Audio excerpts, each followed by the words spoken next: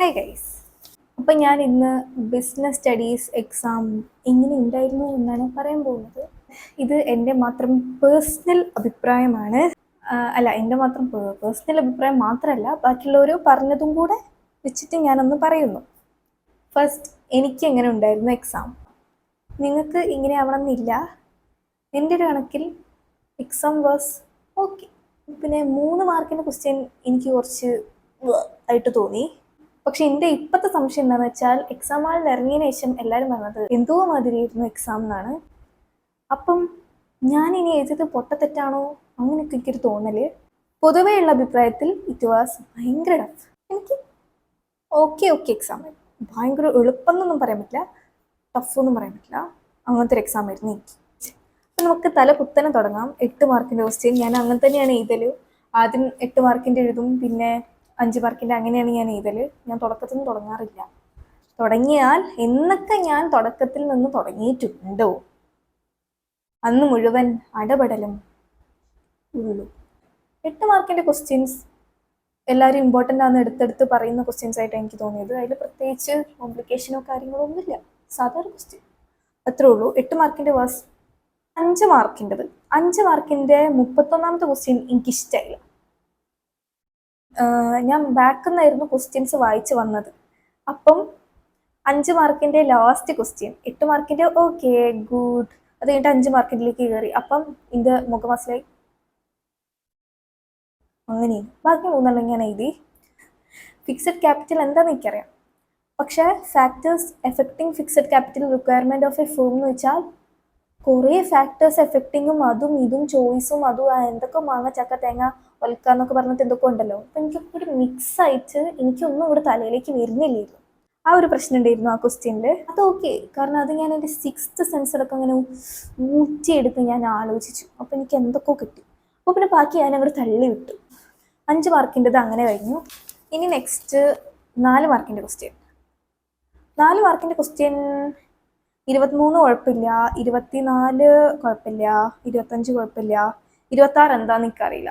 അങ്ങനെ ഒരു സംഭവം, അങ്ങനെ ഒരു ടോപ്പിക്കേ ഞാൻ വായിച്ചിട്ടില്ല. അങ്ങനത്തെ ഒരു സംഭവമേ എനിക്കറിയില്ല ബിസിനസ്സിൽ ഉണ്ടേനി എന്നുള്ള കാര്യം. ആക്ച്വലി അത് ഏത് ചാപ്റ്ററിലാണെന്നും എനിക്കറിയില്ല. ഞാൻ അങ്ങനെ ഒരു സാധനം വായിച്ചിട്ടില്ല. ബട്ട് ഭാഗ്യത്തിന് ബാക്കിയല്ലോ എനിക്കറിയുന്നു. എന്നാലും ഇനി അറിയുന്ന എന്തെങ്കിലും ആണോ? പിന്നെ എനിക്ക് എന്താ ഉണ്ടായെന്ന് വെച്ചാൽ, ഞാൻ കഴിഞ്ഞ ഇയറൊക്കെ കുറേ എക്സാം എഴുതി എനിക്കൊരു തഴക്കം വന്നിരുന്നു. ഇപ്രാവശ്യമാണെങ്കിൽ ഞാൻ ഒരു എക്സാമും അറ്റൻഡ് ചെയ്തിട്ടില്ല. ഭയങ്കര മടിയായിരുന്നു എന്തോ. ഞാൻ എക്സാംസ് ഒന്നും അറ്റൻഡ് ചെയ്തിട്ടില്ല. അങ്ങനെ ഞാൻ പോവലില്ല സ്കൂളിൽ. 3 മാർക്കിൻ്റെ ക്വസ്റ്റ്യൻ ആണ്, എനിക്കൊന്നും പറയാനില്ല, എനിക്കിഷ്ടമായില്ല. 3 മാർക്കിൻ്റെ ക്വസ്റ്റ്യൻ ആണ്, എനിക്കൊന്നും പറയാനില്ല, എനിക്കിഷ്ടമായില്ല. ഫസ്റ്റ് ക്വസ്റ്റ്യൻ അതെനിക്കറിയില്ല. ഫസ്റ്റ് ക്വസ്റ്റ്യൻ അറിയാം, എന്തോ ഒരു വായിച്ച ഓർമ്മയിൽ എന്തോ ഒരു ഇതിൽ ഞാൻ അങ്ങോട്ട് എഴുതിയ ഒരു സാധനമാണ്. 17th ക്വസ്റ്റ്യൻ അത് ഞാൻ ഒഴിച്ച് വിടാൻ, അത് ഞാൻ എഴുതണ്ടെന്ന് വിചാരിച്ച ക്വസ്റ്റ്യൻ ആയിരുന്നു. പിന്നെ നോക്കി വന്നപ്പം എല്ലാം ആ ഒരു കണക്കൊക്കെയാണ്. അപ്പം പിന്നെ എഴുതല്ലാതെ നിവർത്തിയില്ല. അതുകൊണ്ട് ഞാനത് എഴുതി, എന്തോ കാട്ട് എഴുതി. ബട്ട് അതിലൊരു പോയിന്റ് ശരിയല്ല, 1-2 അറിയില്ല എനിക്ക് എത്ര ശരിയുണ്ട് എന്നുള്ളത്. ആ ക്വസ്റ്റ്യൻ ഇഷ്ടമായില്ല. Next, briefly explain any 3 types of phones. അത് ഓക്കെ. നെക്സ്റ്റ് 18ാമത്തെ ക്വസ്റ്റ്യൻ സിമ്പിളായിരുന്നു, കുഴപ്പമില്ല. 19 സിമ്പിളായിരുന്നു. 20 വെരി സിമ്പിൾ. ഫിനാൻഷ്യൽ മാനേജ്മെൻറ്റ് 21 സിമ്പിളായിരുന്നു. സിമ്പിളായിരുന്നു എന്നല്ല, അങ്ങനെയില്ല.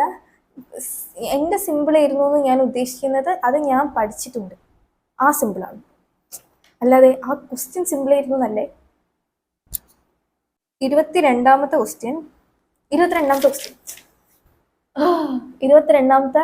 ക്വസ്റ്റ്യനിൽ ബി ക്വസ്റ്റ്യൻ പലരും പല ഉത്തരങ്ങളാണ് എഴുതിയത്. എക്സാം കഴിഞ്ഞിട്ട് പോലും ഡിസ്കസ് ചെയ്യുമ്പോൾ പലരും പലതാണ് ഇതാക്കുന്നത്. അത് എൻ്റെ മനസ്സിൽ എങ്ങനെ ഉണ്ടായിരുന്നു, അത് എഴുത്, കാരണം ഞാൻ അത് എവിടെയോ കണ്ടതോ എന്തോ എന്ന് എനിക്ക് ഓർമ്മ ഉണ്ടായിരുന്നു. ആ ഒരു ഇതിലാണ് ഞാൻ അത് എഴുതിയത്. അതെനിക്ക് സത്യം പറഞ്ഞാൽ അറിയില്ലായിരുന്നു. ഒരു ഉറപ്പില്ലേനു, ഒരു 5% ഉറപ്പിലാണ് ഞാൻ ആ ആൻസർ എഴുതിയത്. ഭാഗ്യത്തിന് അത് ശരി വന്ന്. അത് ശരിയായിരുന്നു എന്ന് എക്സാം ഹാളിൽ നിന്ന് ഇറങ്ങിയപ്പോൾ പോലും എനിക്കറിയില്ല. എല്ലാവരും പല ആൻസറാണ് പറയുന്നത്. പിന്നെ മറ്റേ ഒരു പ്രിന്റഡ് നോട്ട് ഉണ്ടല്ലോ, അത് തുറന്ന് നോക്കിയപ്പോഴാണ് എനിക്കൊരു ആശ്വാസമായത്.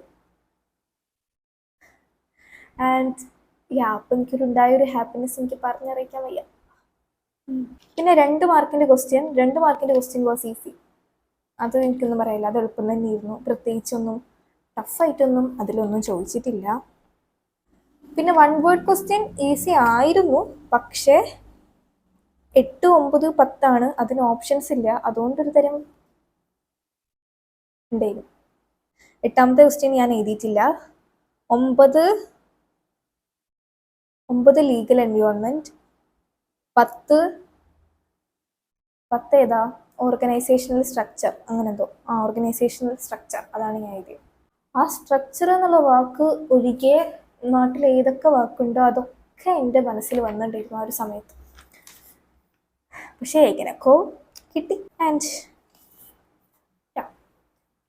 അങ്ങനെയൊക്കെ ആയിരുന്നു എൻ്റെ എക്സാം. ഇത് എന്തായാലും ഫസ്റ്റ് എക്സാം തന്നെ ഞാൻ കൊണ്ട് തുലയ്ക്കാത്തതിൽ എനിക്ക് വളരെയധികം സന്തോഷം.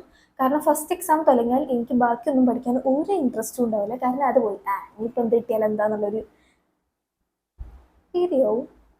ഇനി മലയാളത്തിൻ്റെ സമയമാണ്. മലയാളം അങ്ങനെ മറയ്ക്കുക. അപ്പം മലയാളം ഇന്നിരുന്ന് പഠിക്കണം എന്ന് ആഗ്രഹമുണ്ട്. സ്വാഭാവികമായിട്ടും ഇന്ന് പഠിക്കില്ല. ഇന്നിനി പ്രത്യേകിച്ച് ഷോർട്സോ ഒന്നും ഉണ്ടാവില്ല. ഞാനൊന്ന് പോയി കിടന്നുറങ്ങട്ടെ. കാരണം ഇത്രയും ദിവസം ഉണ്ടായിട്ട് ഞാൻ കുറേ ഉഴപ്പി നീക്കി. ഞാൻ പിന്നെ കുറേ യൂട്യൂബിൽ വീഡിയോ ഇടാലും, നിങ്ങൾക്കറിയാം ഞാൻ ഇന്നലെയും കൂടെ ഒരു ലോങ് വീഡിയോ അപ്ലോഡ് ചെയ്തു. അത് ഞാൻ ഇന്നലെ ഇരുന്ന് എഡിറ്റ് ചെയ്തത്. ഇന്നലത്തെ കാര്യവും മിനിഞ്ഞാന്നത്തെ കാര്യവും ഇന്നലെ ഇരുന്ന് എഡിറ്റ് ചെയ്ത് ഇന്നലെ തന്നെ ഞാൻ അപ്ലോഡ് ചെയ്തു. അത്രയ്ക്കും ഒരു ഉഴപ്പലായിരുന്നു. പിന്നെ ഞാൻ ഒരു 1 മണി വരെ ഇരുന്ന് പഠിച്ച് 4 മണിക്ക് ഞാൻ എണീറ്റിട്ട് പഠിക്കാൻ ഇരുന്നത് 4:30. അപ്പോൾ തന്നെ ഇരിക്കാനുള്ള ഒരു ഇതൊന്നും എനിക്കില്ലായിരുന്നു. പിന്നെ ഞാൻ ഒടുക്കത്തെ പഠിത്തം എങ്ങനെയെങ്കിലും തല കുത്തി നിന്നിട്ടാണെങ്കിലും മാർക്ക് എടുക്കണമെന്ന് എന്തോ ഒരു തരം വന്നു. ആ തരം ഒരു 2-3 ദിവസം മുന്നേ ഉണ്ടെങ്കിൽ ഞാൻ എവിടെയോ എത്തേണ്ടതായിരുന്നു. ഒരു കാര്യം എനിക്ക് പറയാനുള്ളത്, ഈ എക്സാം തേഞ്ഞവരാണെന്നുണ്ടെങ്കിൽ മറക്കുക. ഇനി നെക്സ്റ്റ് എക്സാം അതുകൊണ്ട് തുലയ്ക്കാതിരിക്കുക. That's it. അത് നിങ്ങൾക്കൊന്നും ചെയ്യാൻ പറ്റില്ല. അപ്പം ഇനി ഉള്ളത് നിങ്ങൾക്ക് ചെയ്യാൻ പറ്റുന്നതാണ് എന്തെങ്കിലുമൊക്കെ. അപ്പോൾ പിന്നെ അതും കൂടി കൊണ്ട് തുലയ്ക്കാതിരിക്കുക. മനസ്സിലായോ? എനിവേ, നിങ്ങൾക്ക് എങ്ങനെ ഉണ്ടായിരുന്നു എക്സാം എന്നൊക്കെ കമൻറ്റ് ചെയ്യുക. Okay guys.